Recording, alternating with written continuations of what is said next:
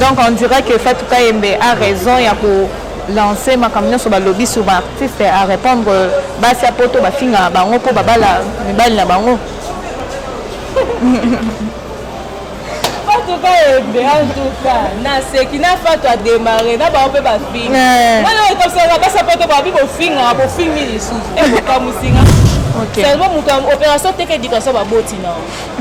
Makambo comme impoli na kimukolo nde tozoboya opération teka éducation baboti éducation baboti opération yango wana teka éducation baboti no so finga kasa ko fingisi tata no na mama no so to botalo teka éducation na mama na banoko ne pena bango yo baza ozo refléter textuellement éducation baboti mais c'est ko finga batu kwani est-ce parce que botala biso ne bona droit finga biso est-ce parce que bo consommer biso ne bona droit finga biso parce que batinde la bino bambongo ya ngoma na lobini botinde ya so bambongo ko sepela na biso totika ya so le kala ba YouTube bo anota bana ba anota ka bino no ba tando bona ba France ba wesh monta ya misa ba anglais ota na mnoka si Netflix ils ont un rythme sam elle en a même marre bon la pite moi ba ta salaire no ni mona mukie c'est des hommes no ba para ba responsable ay po yembela nzambe à répondre batuna nzengo ba ba lobi bon ba pe role ba sambela nzambe po sunga mona na ba ko finge po.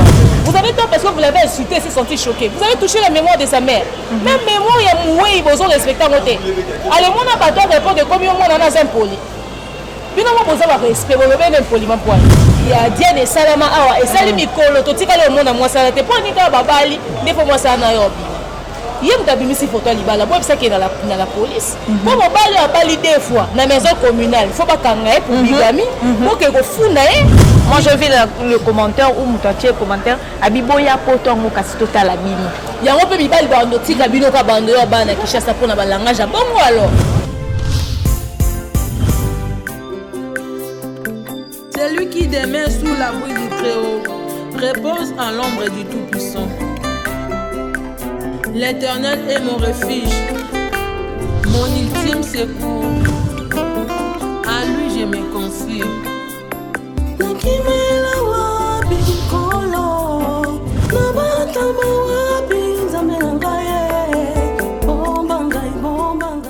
Mesdames et messieurs, bonsoir, bonjour, ça dépend de l'heure.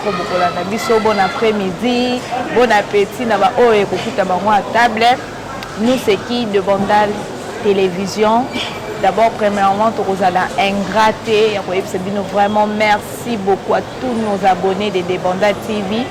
Vous savez, tellement bien, bien. Parce que déjà, plus de 1000 abonnés, bravo à nous. Hein? Et nous, des abonnés, moi et des Bandal, tous, Tolobi, bravo à nous. Là, je suis là sur mon plateau avec Babé Nakaye, Cour suprême. Marambebele, Bakombe Bele, Bamituna, Yanga, ma réponse est Cour suprême. Ah, mais Naki. Ma bokende Boubenga Kabiso Melelo comme chroniqueuse. Donc, ma question ce que vous allez vraiment poser, si De Bandal est d'accord avec comme moi, à Kofumula, Biso Cour suprême demeure Nyangi Abanyang. Bonjour. Bonjour jeunesse au sexy Margot. Demeure. Bonjour jeunesse, bonjour De Bandal, beau-frère. Demeure Nyangi des façades. C'est-à-dire Namaboke, qui chroniqueuse. C'est ça? Mbote na bino nano. Mbote na babone nyonso ya De Bandal Télévision. En tout cas, franchement, eza honneur, eza plaisir pour nanga koza tolera lelo awa. Ça fait très longtemps que tout le monde a été dans la jeunesse na ndeko De Bandal. En tout cas, ça fait des mois et des mois. D'ailleurs, tout le monde a un bébé dans la trotteuse. Déranger. Voilà. Windemo Lobby demeure 2 casquettes. Bon, je pense que les adeptes ont 5 à 6. Mais moi, je demeure dans le cinéma professionnel, théâtre populaire, demeure dans la chroniqueuse. Chroniqueuse par défaut parce que dans la moté. Dans la chroniqueuse, c'est que dans le salon, on a respecté la norme. Ok. On a une youtubeuse. Ok. Et le roi Naza youtubeuse, il y a un caractère. Bon, peut-être pour continuer, on a très professionnel, mais en réalité, on a ça là, on a réseaux sociaux, des youtubeuses, ça là, non, mais à YouTube, c'est-à-dire pas trop de déontologie, donc on a vraiment en fonction de sur les réseaux sociaux, donc voilà. Demain, tout qui est non na casquette noa liboso ongana toyebani par rapport à maboke ndenge tokutana no na maboke et banda ndenge nini histoire maboke pokota na maboke banda ndenge nini. Faut dire que na banda au sala ba théâtre ya ba spectacle ya ba salle ya événement banda école maternelle. OK. Na banda au sala déjà on est dans école moi récitation moi spectacle moi théâtre ba au sala. Mais ba rôle à liboso na jouer dans la Sainte Catherine. Bah on va t'avoir dans l'école là, pour l'école catholique. La Sainte Catherine, allô, la Sainte Catherine était la fille du roi. Voilà. Voilà, c'est la joie de la vie à moi et Nazara sur la Sainte Catherine. Et puis après on a continué à faire un spectacle quand il y avait événement, il y avait école et tout ça, l'église catholique surtout. On a fait l'école catholique. Juste après. J'ai décidé j'avais écrit avec des amis, Jenny Van Zama que je salue, Tchala Zakan de Guyane, Joe Alifoula, on avait écrit un film qui allait avoir 3 parties. Nous allions au collège qui va finalement sortir un jour. Comme je m'occupais entièrement de l'écriture, on va te faire ça qui fait une idée et on a s'occuper de l'écriture, on se lancer mais compliqué qui puisse avoir mouqué pour budget à l'époque on a Matrix Melody Show au bazar on s'est dit ça doit être sur Matrix Melody à l'époque on a la réalisation en série ou un film mais moyen et ça qui biso défaut du coup tu annules qui n'est pas invité à papa beaucoup Lisa Dichami que je salue qui est mon formateur à former un pensa et mais tu as beaucoup de talent, tu es en 4e des humanités, tu as réussi à écrire une histoire, on a partie de la production, développement, ça les synopsis, ça le dialogue, sans qu'on y ait alors il a décidé de m'encadrer et j'ai commencé à suivre des formations de cinéma chez Elix Vision Concept pendant plus de 5 ans. Mais dans le cinéma professionnel, on a eu aux enfants dans Salamo à ce jour, donc il y a 11 ans et demi, 12 ans, au Salamo. Et puis voilà, tellement dans qui trop on a joué la série, on a nominé meilleure série d'Afrique à Montréal au Canada, c'est ça qui. Et au Bima, et Bima Libanda pour avoir nominé, des choses qu'enfin je maîtrise plus trop la suite, mes trophées à l'époque, à l'époque, et puis après ça, Lucia Vini Malou, que je salue, qui m'a dit non, tu as du talent, il faut payer localement, on pour vendre talent, et localement, on a bandit si comme ça, on a Vini, on a Mouscador Roblex, après on peut inviter, des bateaux, on a joué à Bombing, c'est pas Vini, tu n'es pas. Nani pas Nani comment est Michel Poiti voilà né de au travailler na bango et tout donc après bon j'ai décidé de faire une pause et j'ai décidé de faire une pause dans le théâtre na biso et on se concentrer là parce que comme formation na joie qui cinéma il y a réalisation la mise en scène né là on se concentrer là et dernière série on a réalisé qui c'était à cause de l'amour, je pense qu'elle a changé comme mot et qu'on m'a fait à la minité, donc voilà. Ok. Vous avez bien compris parcours à Demeure par rapport à art. Demeure, à l'obi babenge chroniqueuse, c'est babenge youtubeuse, c'est ça? Oui. Demeure, qu'est-ce qui t'a poussé dans Coco ma youtubeuse? Excusez-moi.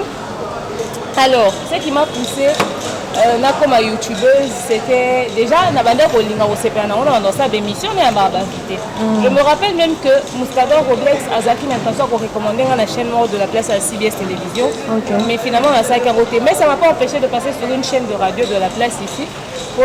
J'ai fait la radio là-bas, j'ai suivi des stages là-bas et puis j'ai fait la radio. J'aimais plus la radio que la télé. On m'a donné ça, non, tu as le profil de la télé aussi et tout et tout. Mais en dehors de ça, il faut dire qu'on animera déjà par émission, on animera par événement, par soirée, par fête à la mariage, donc c'est des choses que je fais déjà. Mais quand on a mis à YouTube à l'époque, moi au film, les gars qui m'ont mis, qui va donner ça. L'internet technologique même aussi m'a dit ah ça comment moi polémique ou attaquer quand on attaquer parce qu'on peut attaquer tout gratuitement je comprenais pas la logique en fait.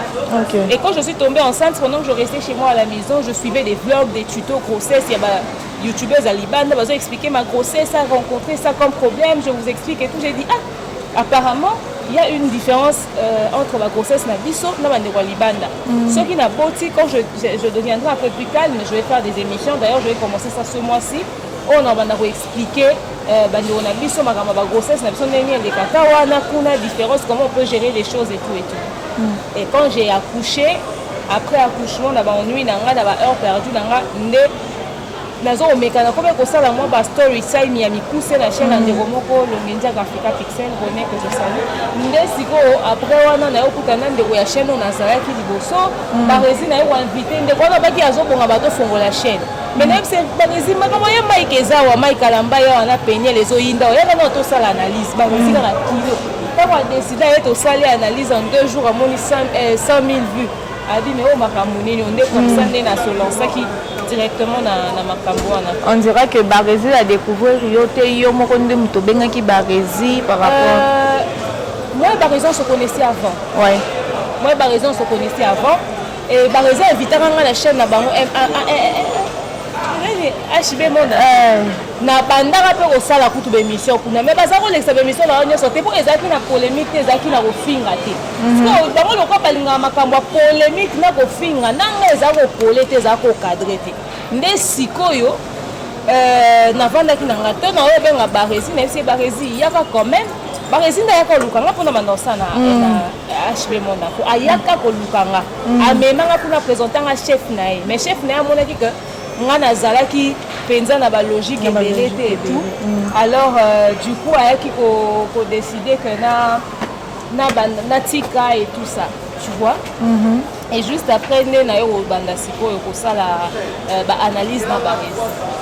OK, merci beaucoup de mère. Toujours que nena des mères bien de mère. Première étape, on connaît des mères. Parfois, on a demandé à TV non, première fois, on a dit son nom, on a deux mères et qui de mère fait quoi? Maintenant, deux mères. Dans le dernier moment, émission mon Salina Barési. On a dit c'est comme si au tiki analyse au commis pour tout mon corps, comme qu'on s'est penché dans tout mon corps, dans Fali Poupa. Donc tu critiques trop faire par rapport à Fali Poupa. C'est comme si on faisait une analyse. C'est dit à quoi, dans mon commentaire rebelle, c'est dit à quoi tu as changé, tu n'étais pas au début comme ça. Quand tu analysais avant, tu analysais juste au tiers, au PC, au tort, au PC, au pétard, au PC, au raison, PC, au raison. Mais au commis trop penché, tout le monde au PC raison, tout le monde au bambé des torts. C'est dit à quoi tout ça? Déjà, ça n'a ni tête ni queue, parce que il m'est jamais arrivé de faire une émission où je parle de Fali et de Ferry dans une même émission. Natika dans ça l'émission à Bongoté. Généralement sur ma chaîne quand je parle de quelqu'un à l'Obelaka à Moutouana. Alors que quelqu'un juge que j'ai un penchant par rapport à ça m'étonnerait. Ça c'est de 1. Et de 2. Je ne suis pas journaliste, je ne suis pas chroniqueuse, je suis youtubeuse. J'ai cette liberté-là, je jouis de ça. Je peux être du côté de quelqu'un. On ne peut pas m'interdire d'être du côté de quelqu'un. C'est vrai que je suis du côté de personne, mais déjà je tiens à le dire d'entrée de jeu comme ça. Analyse sportive, je suis soutenir à Barça, je suis soutenir à Real. Mais empêche à ça analyse sport, pourtant là, son match ici, on a soutenu à Barça, mais on a quand même pronostic. Quand on a pronostic, on a un numéro pour mais point de vue la bise sur ton PC parce que selon Pino tu as un penchant et comme un problème. Parce que tu n'étais pas comme ça, tu as changé. Je n'étais pas comme ça, j'étais comment? Parce que c'est comme si parce que si il faut tomber dans les choses on a penchant. Quand on a la même chose en ce qui concerne Péniel Kalamba et Mike. Au début, on analyse à Mike, au milieu du village, tu divises la responsabilité des deux côtés. Je te montre que Mike a raison, tu peux Mike raison. Tant Mike peut s'occuper de Péniel, il peut s'occuper de film, tu tombes que la Mike. Nous analysons au monde, tu as raison, la minute, tu as raison, soit comme une acteur au PC, pourquoi changer ma femme une minute, soit là. Et c'est parce que yo Zaki qui a penché Moutouana, comme une acteur, il faut PC qui a raison. Ça n'a ni tête ni queue. Ça, non, qu'il y a une analyse. Et puis, quand on a attaqué et une émission montée dans l'existence des mères attaquées, c'est faux et archi faux. Dans la émission, qu'on a Barési, tout le monde a des commentaires.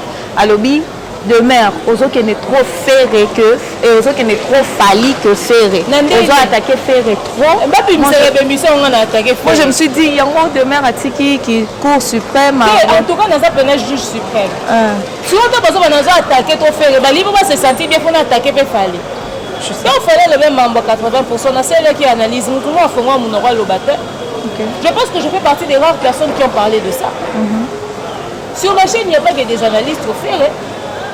Il y a 5 analyses on a ça sur faire. Même 5. Moi je ne parle pas des gens pour le plaisir de parler. Dans ça la banaliste n'a pas dit dans d'autres sujet. Ça c'est pas de mœurs ça. Les gens s'inventent, en fait les gens se font des idées.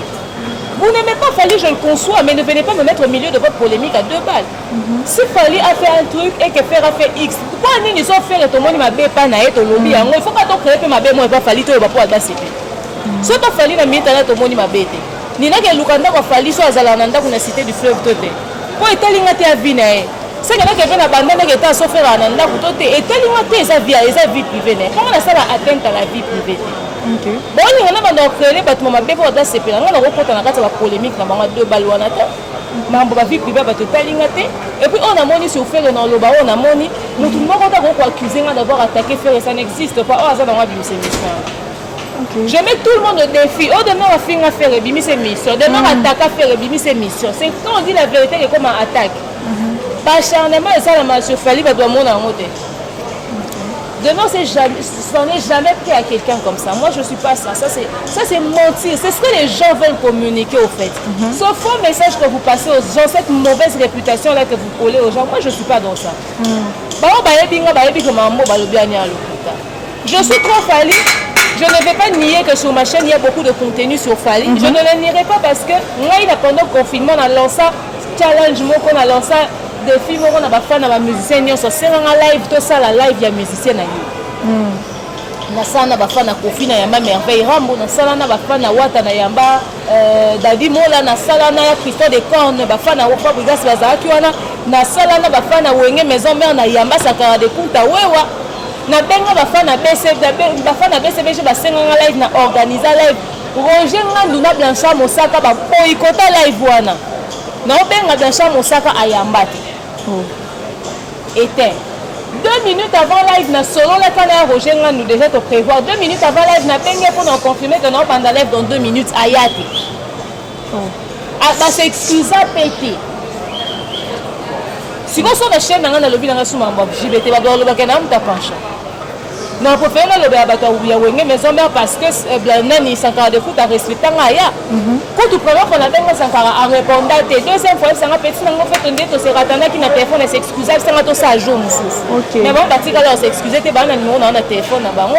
Bah, la reprocher à la Kenda concert à JBT, là, la mission a raté dans que ça, il n'a concert. Et puis, inviter un peut-être.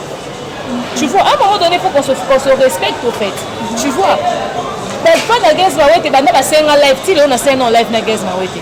Robino Mundi butosi toyokana to ça l'émission ba fa na Robino ba senga émission si les autres toyokana Robino to ça ba programme qu'ils ont raté soit à comme occuper jour en soit ngane na annulé mais tozo kenega na programme ngo mais finalement on va faire ça na uto ya directeur en marketing à Fabrigas sur la chaîne là il y a Christian de Corne na tinela nga ba contenu à Fabrigas le manager de Gaz Mayotte que je salue monsieur Rodrigue a tinela nga ba contenu à Gaz Robino Mundi ba tinela nga ba contenu na namoni Ibraton qui a na peine Instagram au tindela nga ba bilo peut-être je pense que non on a lobé le pays Ibraton te pena na chaîne là je pense pas tu vois bato ba tindela nga mamna bango na loba bato ba intéressant na mamna bango na loba ba fa na faire so bika faire ba raso no fingi mama ya mutu et ba ko finga ba no menacer siko to sa neti neni na mama bo to sa neti neni lobi ba tindela nga capturé demain on monite faire représenter ma condoléance na Kofi so na bila pesa point de vue na nga wana bo finga ngai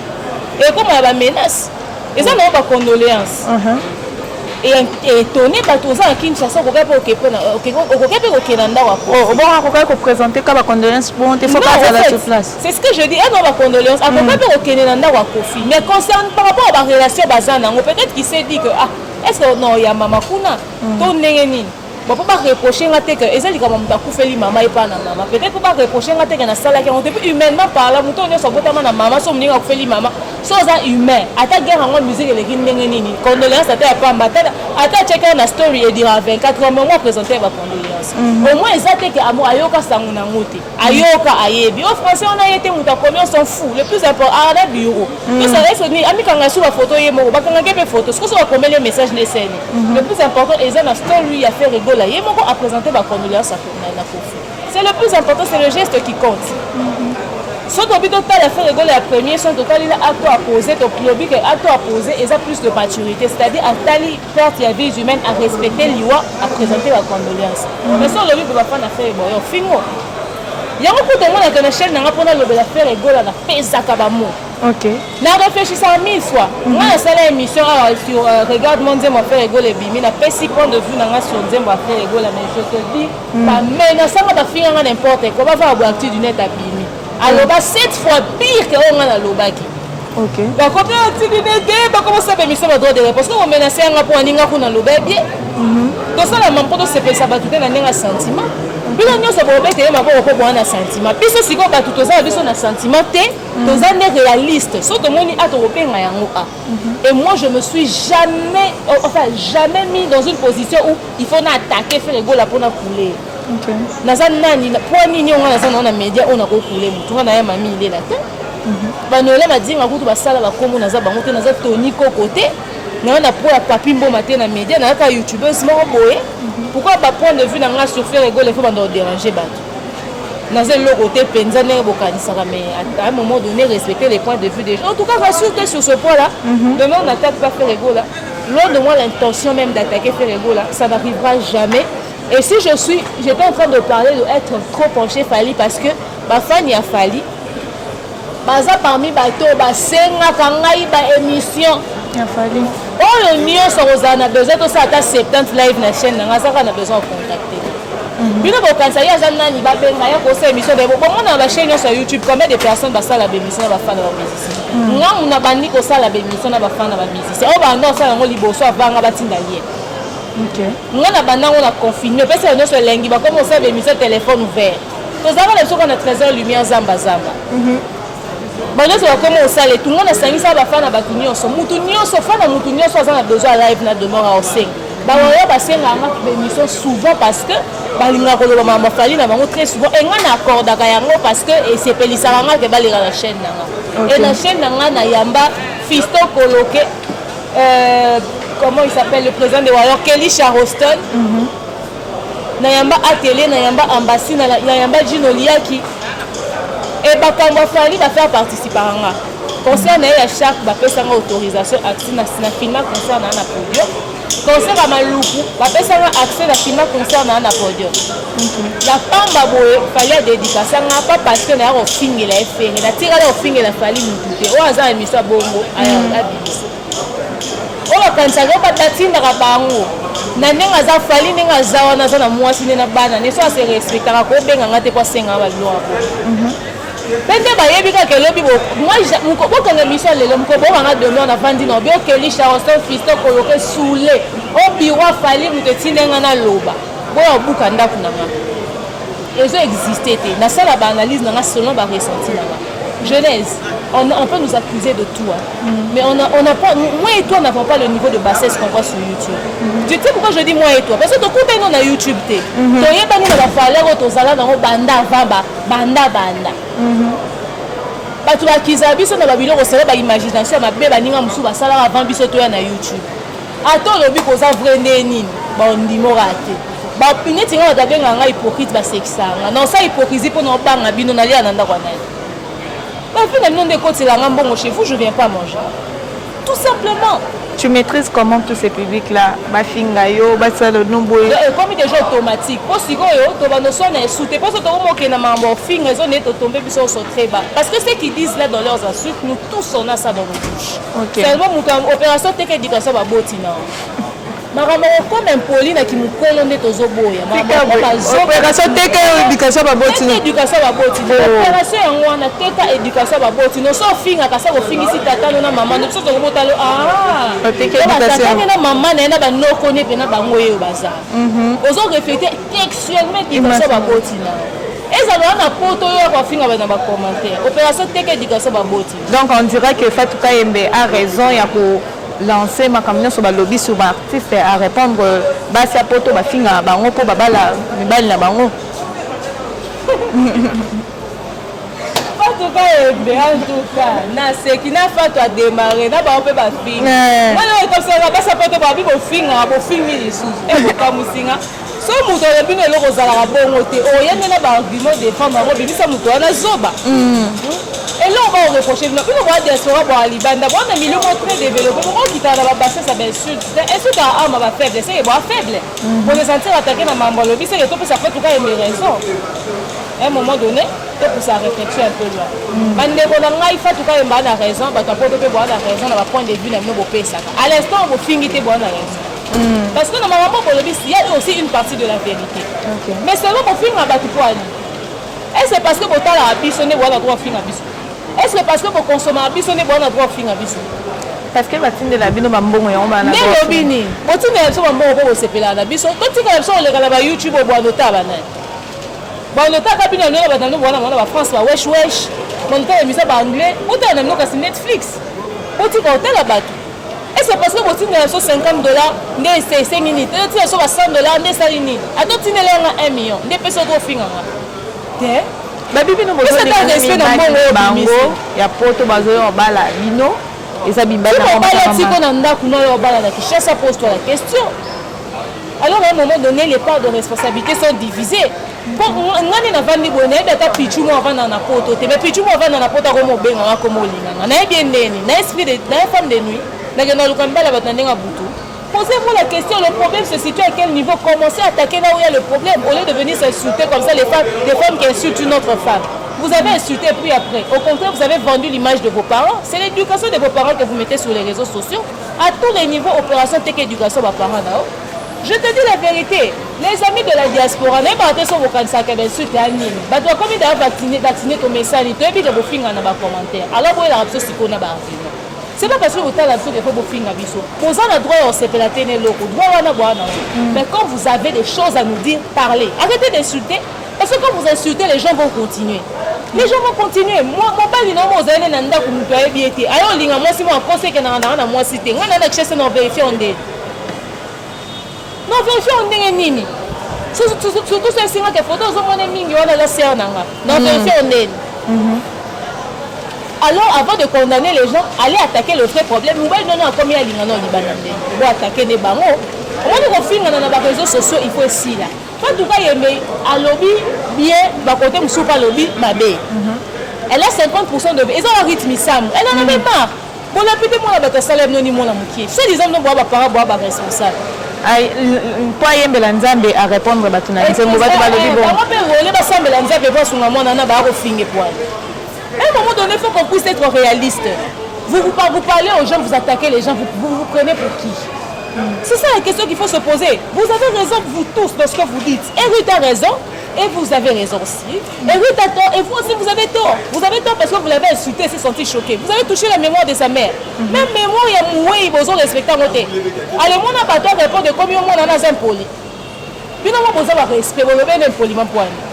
Il fallait yembela Nzambe comment kokole ya ça mon sang to la yembela Nzambe baba Bible le biku tu ne juger pour faire que vous ne soyez pas jugé bino bo fingi bino savez autant la Bible on peut bien dire à un moment donné il faut qu'on divise les parts de responsabilité quand une situation arrive il faut que chacun voie sa part tenga pe na dekona ki na ko ba lo bango boy na pousser bouchon na trop à un moment donné on a raison parce que tant où yo pour répliquer et puis moto ça fingi yo roso c'est sur non finga te il faut que nene si ko na ba preuve boy te ndeko la ngai si ko to kene na ngo ma pe to kene na ngo boy biso to ba humaine ba humaine te to buna pour la nini ce qui biso en fait distraction na bino ne musala na biso OK boye binenge nini bo déprimant na mama ba kayu kuna bolekisa ba mibali batala théâtre ba épisode enti na suka to mona bona ba commentaire na Kinshasa abotu na combien de bambel batala théâtre na Kinshasa bambel batala théâtre parce que autant na misapi le ba sala yango ba autant na misapi na Kinshasa bambel mais na poto bino bambel batala théâtre na Kinshasa bambel va nota l'émission moi YouTube ba film ya malewa mais na poto batala alors voyez que distraction na bino ya musana biso que nous trouver juste un milieu, que le respect soit réciproque. C'est pas le fait que vous nous consommez, n'est pas ça notre droit au fin à bas. Il faut dénoncer bablo à bon honnête aux oboés. Soit au sali ma bête, on va venir au labo, tu roses à peu d'erreur. Boya kana maloba, le quoi ma personne adulte, ma personne mature. À cause de ma fille, on a internet des une image à ça. Mais si moi la fini mutubino boye bo commenter bo like diaspora bozo aider biso. Kasi diaspora peut va répondre Fatou Kayembe balobi à partir à l'élo ba ça l'opération c'est des abonnés na la chaîne ya ba artiste. Donc na la nek émission ko bazo benga bazo finga. Opération c'est des abonnés na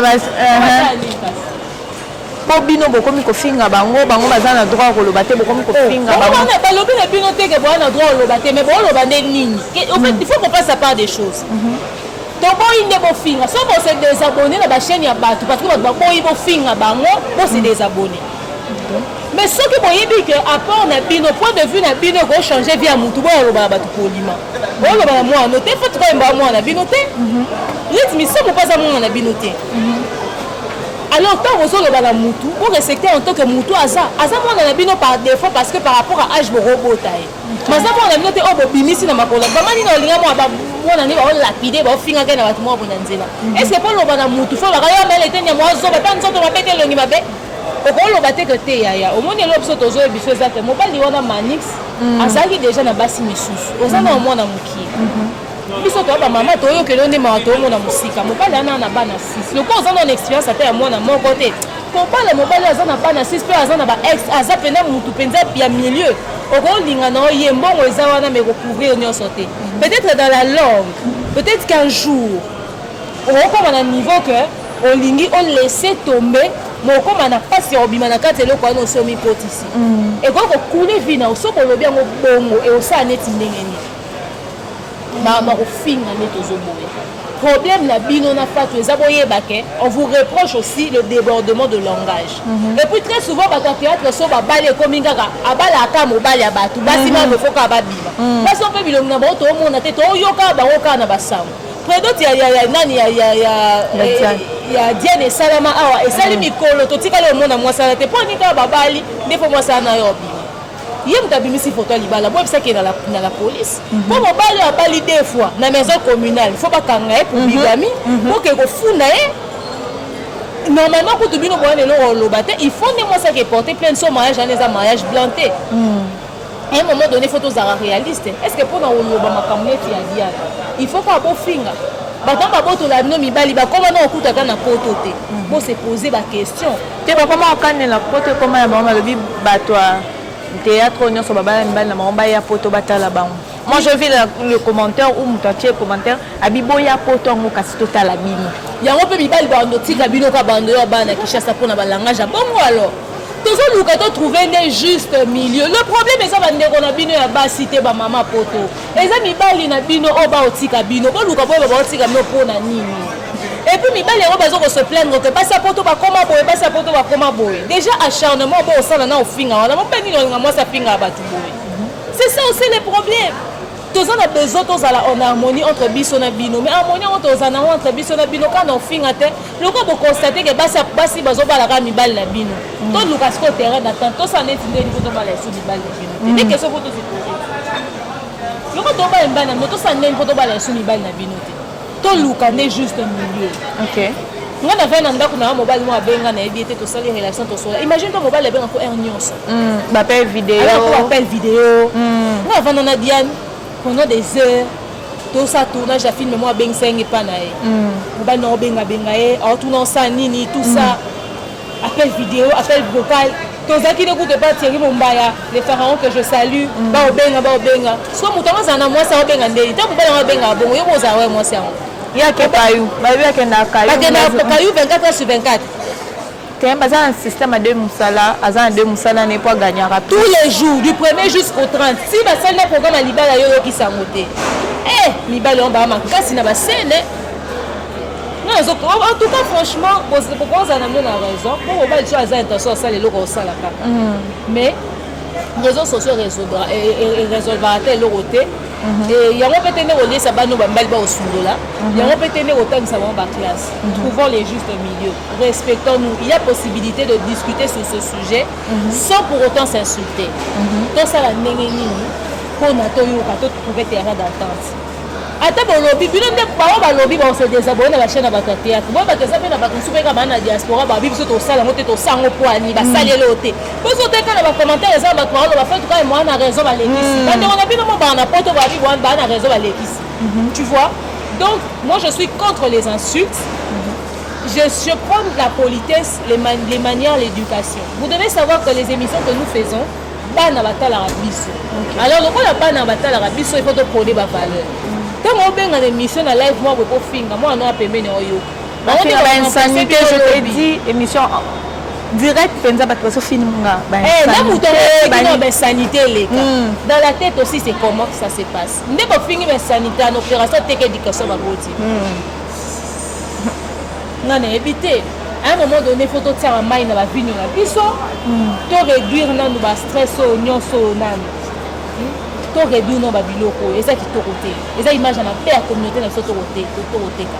Donc, quand c'est ça, on a fait tout cas, il y a un normal, il y a un faut qu'on finisse. Et puis, ça, on finit pour après. Et pour après, vous unissez. Il faut tout cas, il y a une sanité.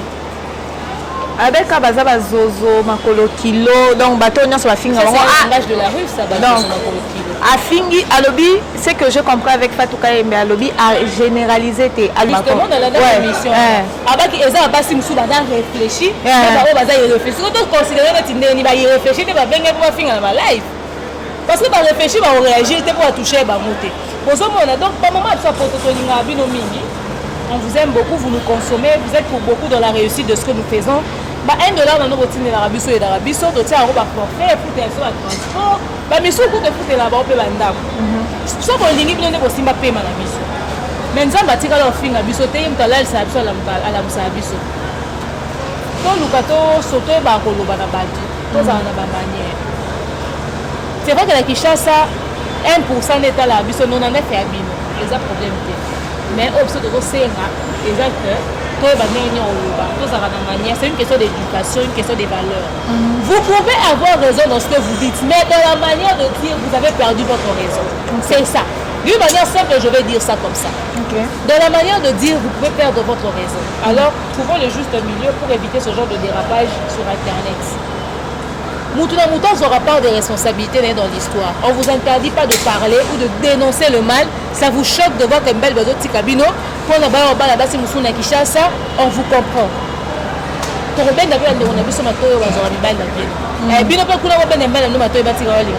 Donc chacun puisse balayer devant la porte de sa maison. Donc voilà. Ok. Opération Teka Éducation Baboti, c'était avec le maire Nyangi. Juge suprême, cour suprême, tout ça, ce sont ces noms. Elle mérite ça, je sais pas. Toye bango na ba commentaire na bino. Alobi bien, alobi mabe, alobi ndengenin. Demain ceux qui conseillent ça à copier sa rite, Fatouka Yembeya. Na ba public. Depuis que tout na biso ya théâtre bo fongoli sur la chaîne YouTube beaucoup de chroniqueuses, besoin de s'exposer dans le danger ébélé. Fatouka Yembe. Cela était demeure pour une autre youtubeuse qui dit ce que tu as dit. Elle les a aperçus autrement. Le coup de ça pour toi théâtre, tu as besoin de ce public-là. Tu ne peux pas t'en prendre à tes fans. Pareil avec Ruth Missa. Que nous puissions parler à ta place, ça aurait été mieux. Observer le silence, c'est le plus important. Quand tu t'es mêlé d'une histoire, c'est vrai que tu as envie de défendre un Néronan et Bassi. Je comprends ta démarche. Mais cette histoire concernait Diane. Si elle-même elle s'est tue, je ne vois pas pourquoi est-ce que tu vas te salir les mains dans l'histoire.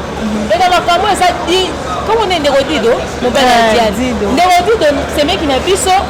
Il faut aller à Kisabiso à ça qui déjà choix que de l'autre côté la page a été tournée. Il faut respecter les choses comme ça. Le problème avec les gens de théâtre, c'est que beaucoup de chroniqueuses, beaucoup de youtubeuses. Dès qu'on soit qui micro, ça peut entacher à ta réputation. Il suffisait qu'on soit la moins erreur, mon déplacé à Moukier. On perd de n'a pas followers. Puis on est internet et à Congo, on fait ça là-bas. Moi qui étais à Liban, on va perdre 10 000 abonnés par jour pour le même abonné. 100 000 abonnés. On doit perdre 1 million d'abonnés pour exister.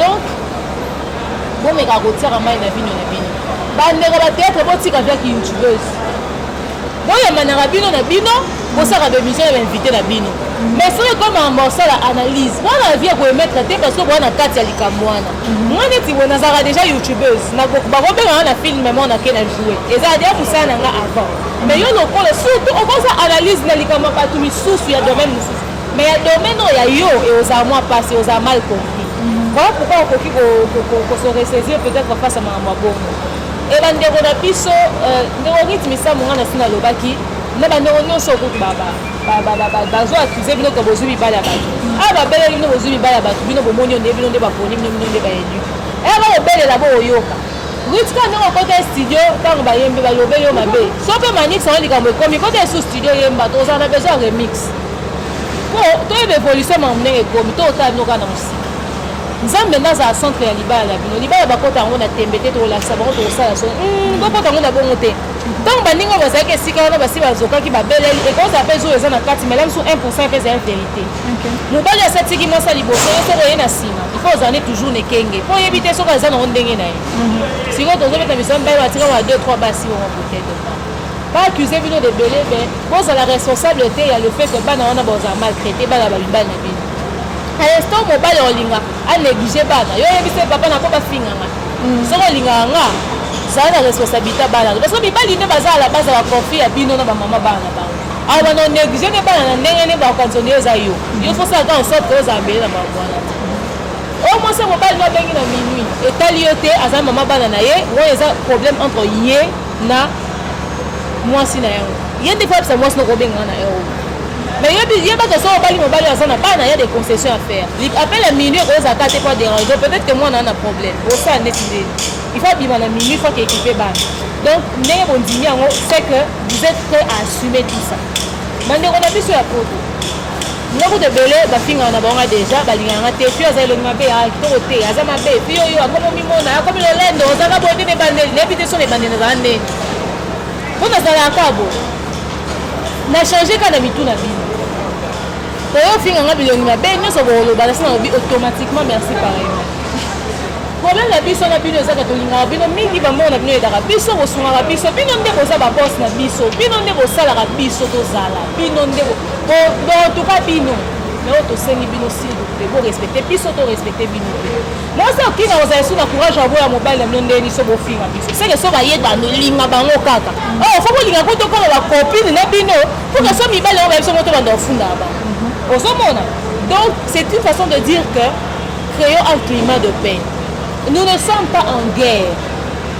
oyina ndeko do mwasi kaka po batatete totala bango soki bakomi na poto tokomona soki okomi na poto obeta lingai mobali mo ntango obete na compte motu mosu alingai mobali est ce que eza na sens mponi kosesalir le mai na bafutilité mobali alingi azorespecte olinga mwasi mosusu libanda te surtout so mwasi ateyaka kaka nde boobenda alors que chacun tire le droit de son côté so mobali mpa boyo akoza mpe na raison ape na droit oboyo moto ya moto akolisa porte en ndako na ye c'est tout ce que j'avais à vous demander mais après les mamans de la diaspora nous vous aimons beaucoup bosalaka en sorte que basanité bima na minoko na bino te parce que toana opération te kaka éducation ya baparent motu nyonso ofinga toyando mpe na mosika kutu ngai omoni tosala bien so olingi ofinga kaka motu zwa caméra tiabe no mifilme finga motu na elongino yaya ofinga so na telefone esimba te finga motu na elo tondimaka yokama na pata finga motu na elongino tiango na réseau sociaux topiblie bandeko no bacousin no na mama no bamona comme ça bayebaka yo na poto normal okoyebi te moto ofinga aona olingo français mpe mwa bien ya na sens mais la plupart c'est comme si bato bafingaka biso eza bato oyo bazalaka bacompte mo ezanga photo ezanga boefo bo banotya bafoto bo banotya bilongi na bino bosala ba bavideo normal na bilongi na bino to bando oyeba banani baofinga biso ya bino boyebi so biso toyebi nini to bando oyebaka ko osepela kombo na o nzuzi soki natali soki nani toyebi keza mama songolo comme ça topiblie toyebi mama azosala mosala kitoko ofinga bien ye tolinga bino mingi franchement to se respecter na promettre bino que nga na niveau na nga na respecter bino toujours parce que na vie que bino ne ba boss na biso mais bino pe to sengi bino bo respecter biso pour ça to bino ça challenge ya kishaso muto tourner te on s'ennuyer ba chaîne ça Congo za na on elo amalunga te ba bino no ça kitoko to pesa ka bino et pour to yebi pe que YouTube les autres ça se fait moi bon grâce à bino alors franchement on vous demande avec beaucoup d'humilité beaucoup de respect pour ti à moi maina bino ta kande mati bo gérer. Donc voilà. Merci beaucoup. C'était Demer Nyangi. Poussé à Talo, cours suprême et comment on va tellement ébélé. Vraiment, tout ça qui n'a réel plaisir, il y a rien de la binoye. Ronette Ngalou, bisous là où tu es. Roline Nzinga, Malobi conseillère à Debonda TV. Malobi déjà le 11 octobre, anniversaire, il y a Boss. Je veux dire, grand thé à Zobo, c'est dimanche. Bino Bato Rolingaka grand thé, moi vidéo, moi appel. Moi l'agneau, à que je peux récupérer pour ça là bien.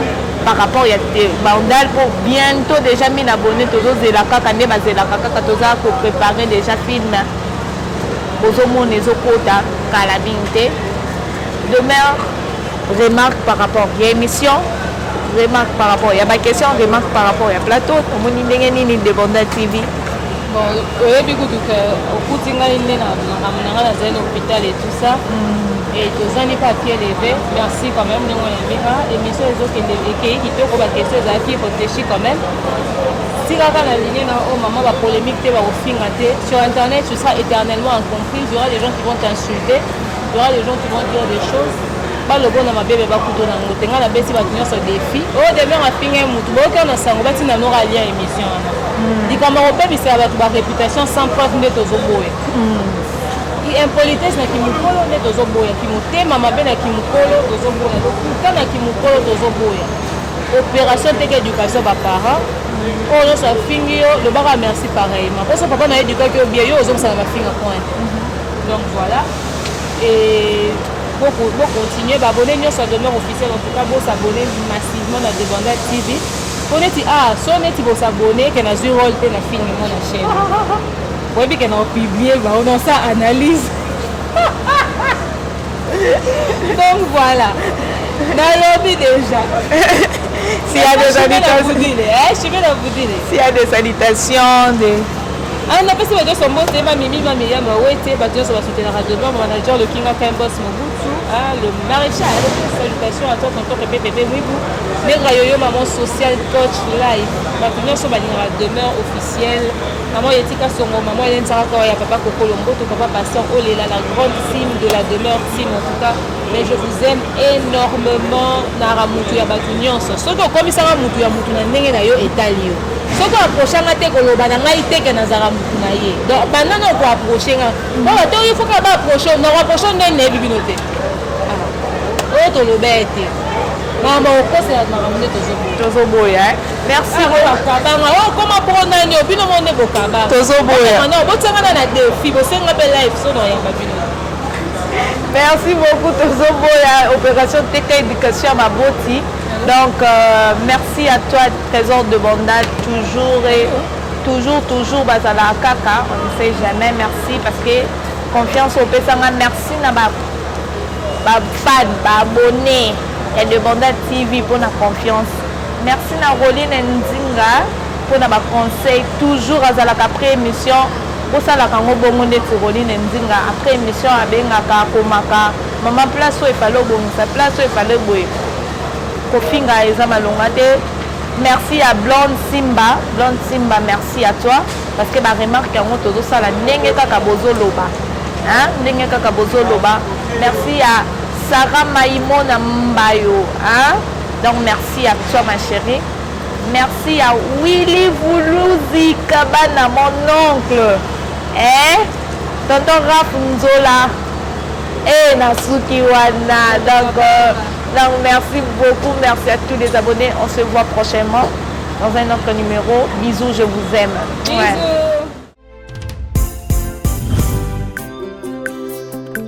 Celui qui demeure sous l'abri du Très-Haut repose en l'ombre du Tout-Puissant. L'Éternel est mon refuge, mon ultime secours. À lui je me confie.